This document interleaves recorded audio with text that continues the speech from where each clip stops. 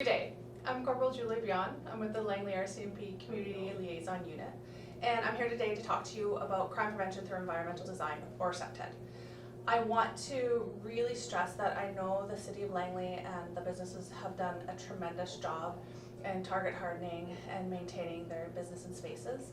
I do want to offer maybe some additional suggestions or things that you haven't thought of to try to really enhance the safety and security around your business. So CPTED defined, what we're really looking at here is trying to discourage crime. We want to increase the number of legitimate business users that are coming into your business, as well as helping you and your employees to stay and feeling safe in that area. The 5 CPTED principles all center around natural access control, natural surveillance, territoriality and defensible space, target hardening, and maintenance and management. And we're going to go into each one in a little bit of detail and really look at some examples. Natural access control. This is really giving you control around the vehicle and pedestrian traffic that's entering your business area. And it's things that are going to increase the level of comfort of those using your space and accessing your business for a legitimate reason.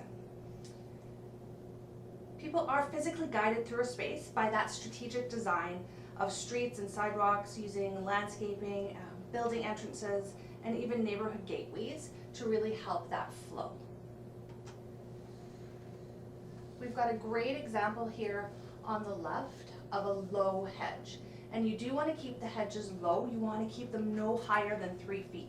And that will really help deter someone from approaching your business or approaching a window or your wall for any sort of nefarious purpose. And you can see with the hedge on the right, it's a great placement of a hedge, but I would definitely want to see it trimmed lower. And that just won't allow for anyone to be behind that hedge and not observed by anyone else in the area. We've got on the left at Evolution Pilates, it's a great placement of light, so there's going to be excellent visibility in the evening time especially, and also a great example of good lighting with that sort of canopy with the picture on the right.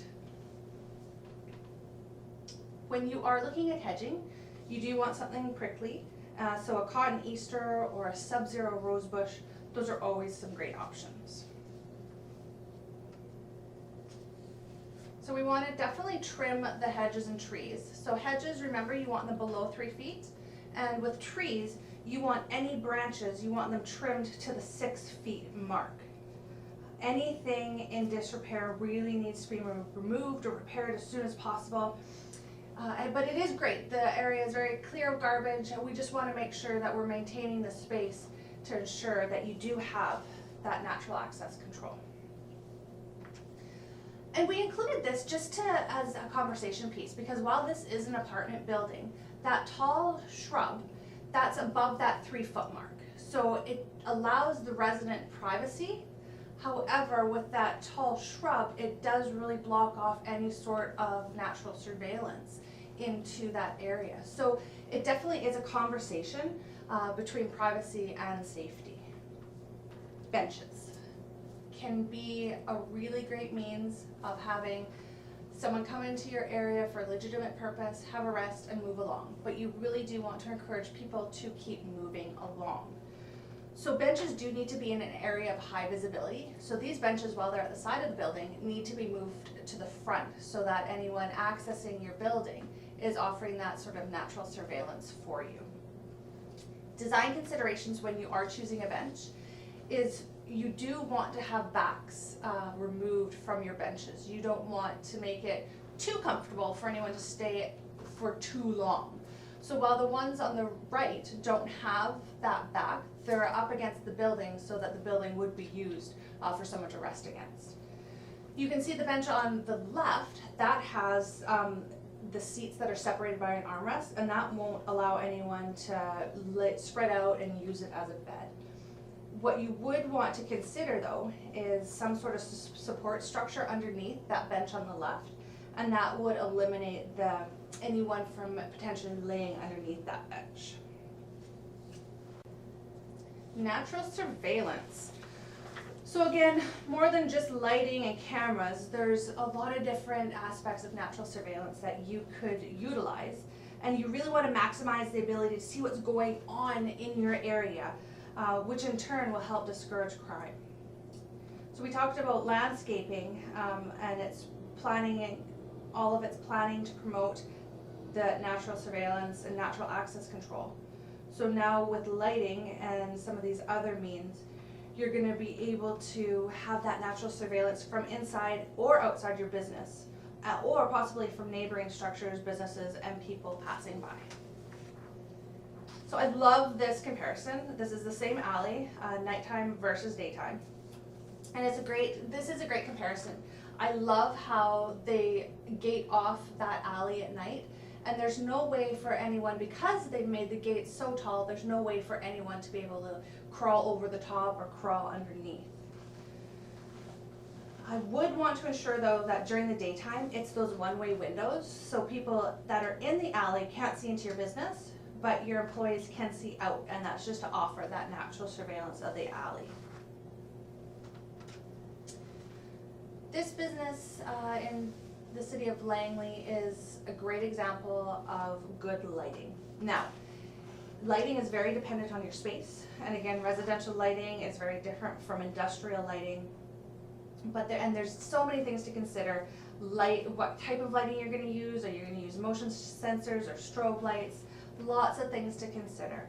One thing I do want to point out is that window signs, any covering on your windows, should not be more than 15% of the window. And you want to allow for clear visibility from the store to the street and the sidewalk, or even into your business.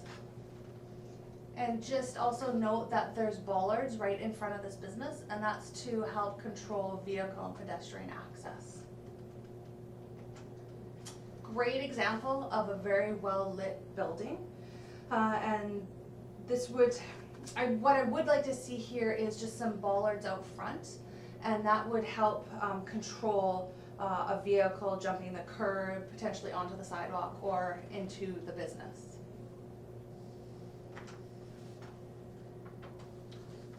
This is a great example of a lit alley. So it's lit up enough that you can see your surroundings, but not that there's a lot of light trespass or light spilling, and that you almost lose your night vision.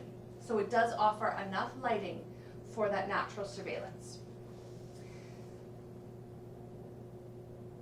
And you do see that natural surveillance can be offered by that business that's over top the residence that's over top of that business. So anyone that's occupying that area can look out if they hear anything or see any sort of glare, and they can offer that surveillance and utilize a phone call to the police if necessary. Blind spots also need to be considered.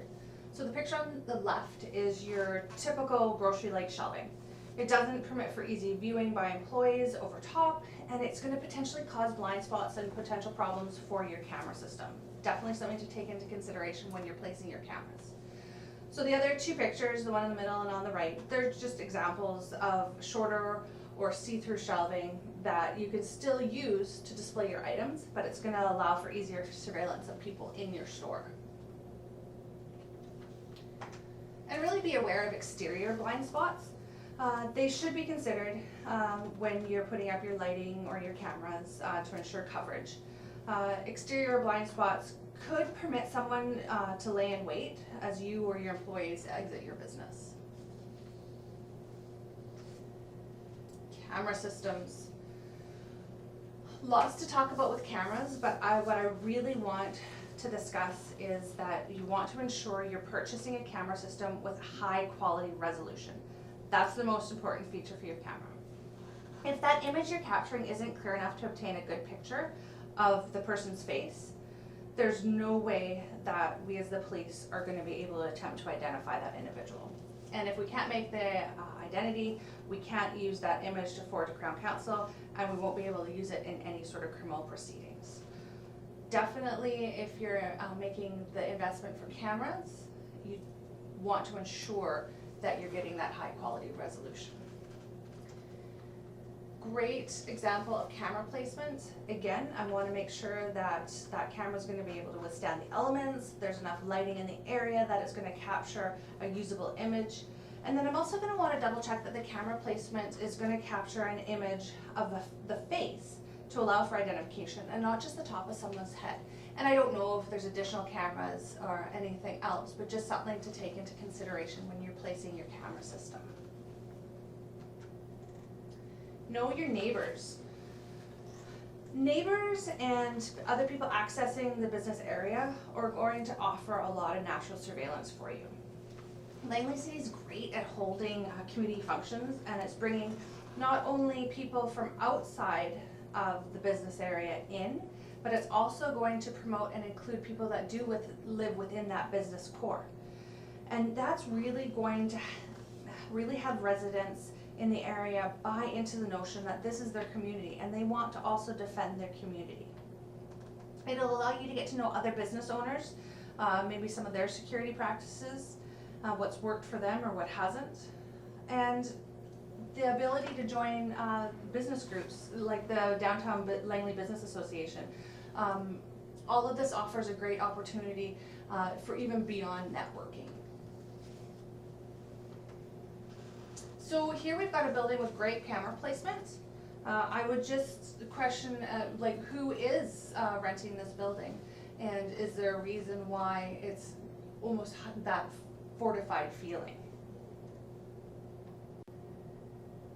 Territoriality and defensible space. I am begging you to ensure that your business address is clearly visible. That's going to be very key for if any first responders are attending your address, that we're able to find that quickly. If you're in some sort of office space, you want to make sure you position a workstation within view of the entrance, and it's a really good idea to utilize some sort of badge system so that you can quickly identify who is supposed to be in your workspace and who isn't. A door announcer is also highly recommended so you know when someone is entering your business area. And you're really going to want to make sure you allow for a clear definition between public and private space, and that's in and outside your business. So this barbershop offers a great example of that clear definition. This is our business, this is now the private part. And again, in the back, if you've got an employee-only space, you're going to want clear signage, making sure people understand that this is not for public access.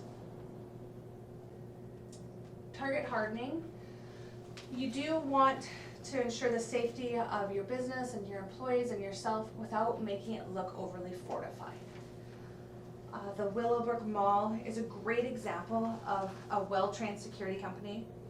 They know how to utilize the security system, they can access the camera system, and they've provided great training to the employees on when to call the police. With the Home Depot, they've got geo-tracking for their security company, so they've got different places around their site that they want to ensure that the security guards are checking on an hourly basis. And it's also, if you know your neighbors and you know the other businesses in the area, you may be able to share a security guard between the businesses and decrease the cost that is associated with that. Astragals need to be interlocking and the full length of the door. And that's, you can see that on that door on the right. So there's an astragal that doesn't allow for anything to be put in between the two doors and pried open. I did want you to notice the windows on the left. It did appear that this business was still under construction, but what I would want to ensure that there is some sort of anchored window film on that window, or that there is going to be a roll or something that is ensuring the safety of those glass windows.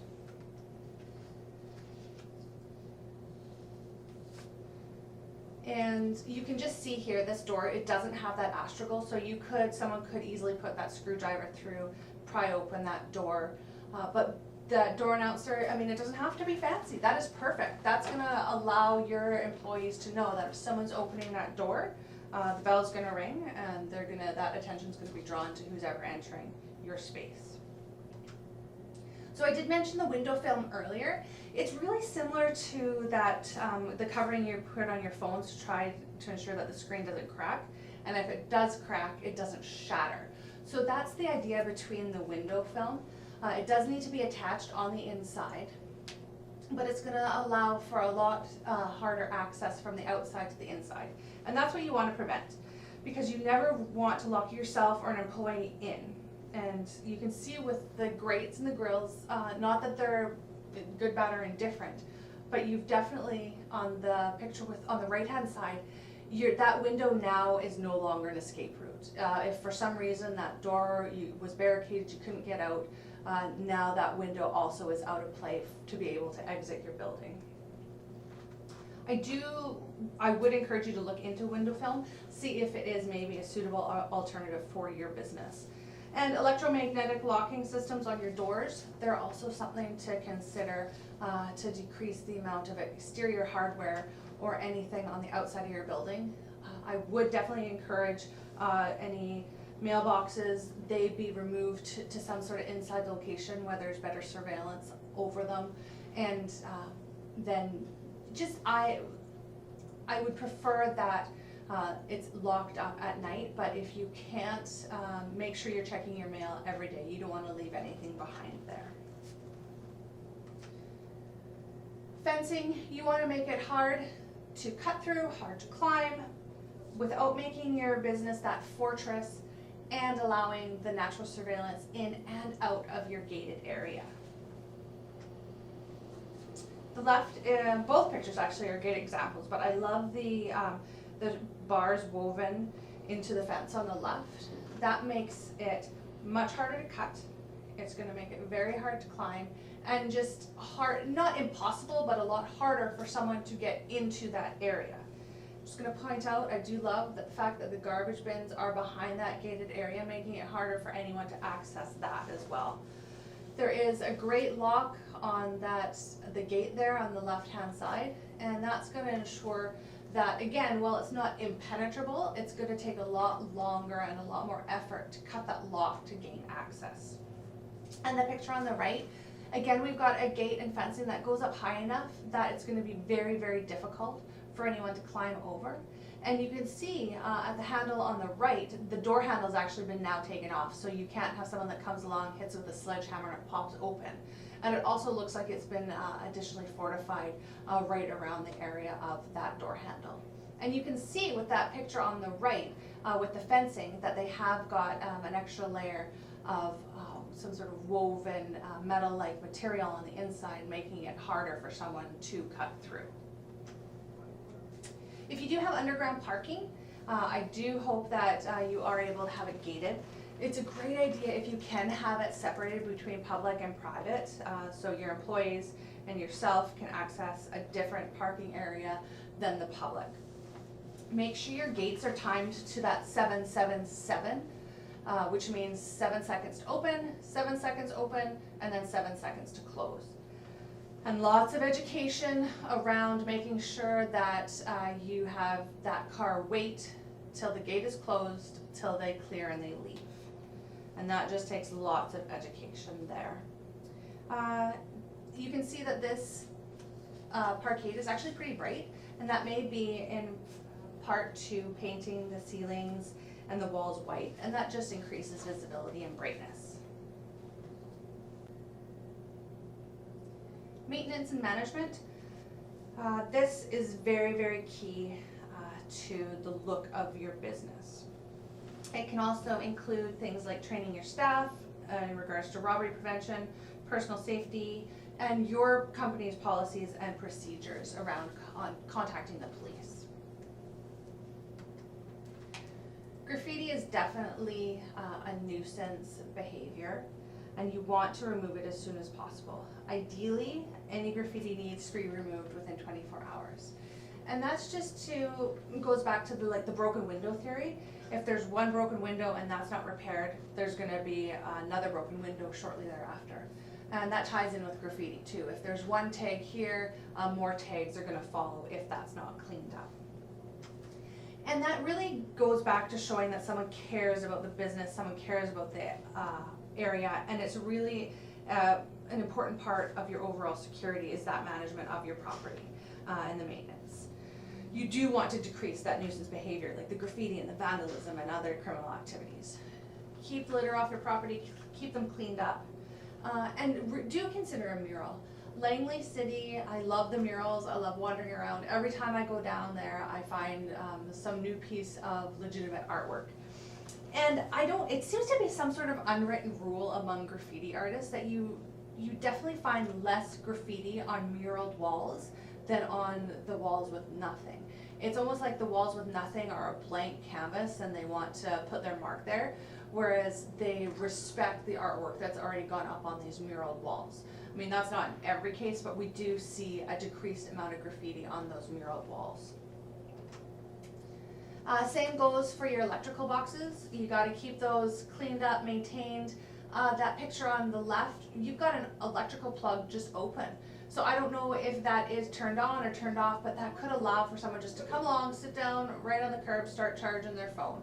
Just someone that you'd want to, like we said, we want to increase legitimate business users, and that's not someone who's legitimately using the business in the area. Just want to keep everything well maintained. And that's why I do love wrap boxes. You do see less vandalism on these boxes, and it looks great as just a different feel to your community. So the picture on the left, you've got a very clean area. I would want to see maybe a little bit more happening on that patio to make sure it looks like it's being utilized. But when you compare it to the picture on the right, it just looks uncared for, that alley, like it's just your dumping ground, and that's what you're going to attract to the area. Definitely want to keep your garbage and recycling locked up as much as you can. We've got the pictures that are showing what happens if your garbage can isn't locked up, if that area isn't maintained, and it's just the increased amount of, basically, the I don't care about this area. You're going to have people come by, pull stuff out. If you've got cardboard that's not put away, people are going to pull that out. That's used a lot of times for insulation if people are sleeping outside. Love this area. So the picture on the left, you can see that the garbage and recycling is all behind a gated area, making it way harder for anyone to access that area. Whereas the garbage cans on the right, yeah, they're not behind that fenced area, but they are locked. Everything is clean in that area. And this is beautiful. Lovely murals, clean area, and you can see that the garbage and recycling is all tucked in behind a gated fenced area in hopes of decreasing any of those nuisance type behaviors. Again, Langley City is great at having different festivals at different hours of the days. The Passionate Home has been great about having different classes in the evening time, and that just lengthens the amount of time that someone is there offering that surveillance at your business. So online reporting is very new to Langley, and it's something that I hope will come in handy and that you can utilize. Definitely you need to keep calling 911 for emergencies. That's any crime that's happening in the moment or any violent offense, anything like that. Please call 911. If you do have a crime that needs a police officer to attend, still call the non-emergency line. That's your 604-532-3200 number. You can use online reporting if you've lost something or something's been stolen that costs less than $5,000. You have had that nuisance behavior, you've had the vandalism to your property or to your car, but it's going to cost less than $5,000 to repair it.